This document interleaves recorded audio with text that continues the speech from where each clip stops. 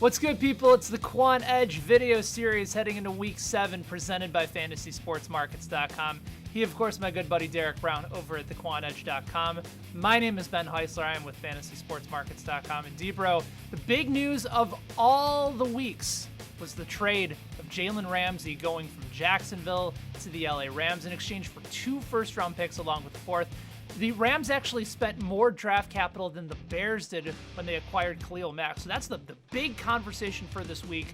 And in preparation for your 10 stats article over at thequantedge.com, you were looking over Jalen Ramsey's impact in Jacksonville's defense. And we arguably can make the point that he's the best shutdown cover corner in the NFL.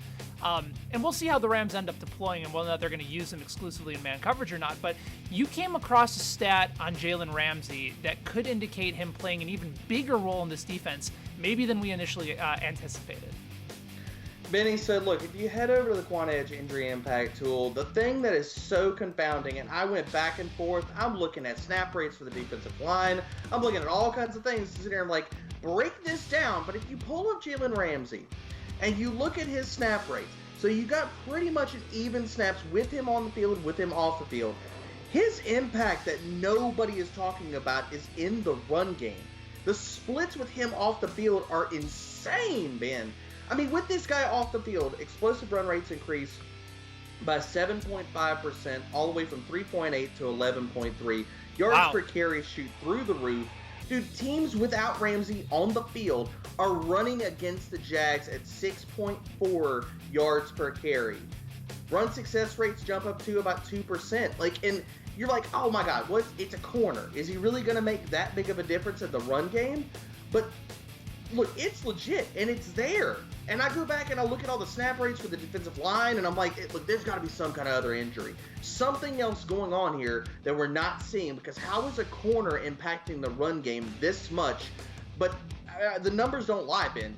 He has had a big difference in this Jacksonville run defense, and it's immense. Well, now that we're at the halfway point of the season, I think the sample size is starting to carry over, and especially now that he's been moved, this presents a really unique opportunity when you're looking at a game for DFS, particularly a low-owned game stack. So Jacksonville's now on the road this week after hosting the Saints. And that was a matchup that a lot of people thought, okay, it's Gardner Minshew week. Let's go ahead and pair him up with either Chark or D.D. Westbrook. We knew Leonard Fournette was going to be a popular play as well, but there's going to be a lot of people that are going to stay away from Jacksonville, even in a very good matchup against Cincinnati, just because of what happened last week.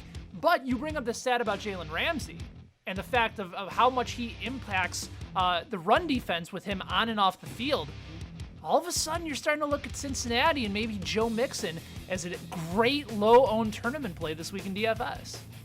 Nobody's going to want to play him. And I'm not telling you that the numbers for Joe Mixon have been sexy, but you can definitively put this guy in for 15 to 20 touches in the game. If the game script is close, we know that Cincinnati likes to throw the ball, and people are going to knee-jerk want to say, all right, let's get some Tyler Boyd because Jalen Ramsey is gone. Right. So obviously they're going to pass the ball. Yes, they're going to pass the ball, but Joe Mixon is that one spot where if you look at these splits and you know the type of volume that Joe Mixon is going to see in this game, nobody's going to touch him, and he could smash this week. Also, if you're looking from a betting side, the total for whatever reason is only at 43.5. If we're thinking both of these teams could put up some points this week, go ahead and jump on that over. So plenty of intrigue. Also, if you're looking for that low-owned game, maybe Jacksonville, Cincinnati, that could be the one for you this week. For more, visit thequantedge.com. Read all of Derek's work over at TQE. And, of course, run it back over with us at FantasySportsMarkets.com. Use that promo code TQE for $5 off without a deposit needed. For Derek, I'm Ben. It's the Quant Edge Video Series presented by Fantasy Sports Markets.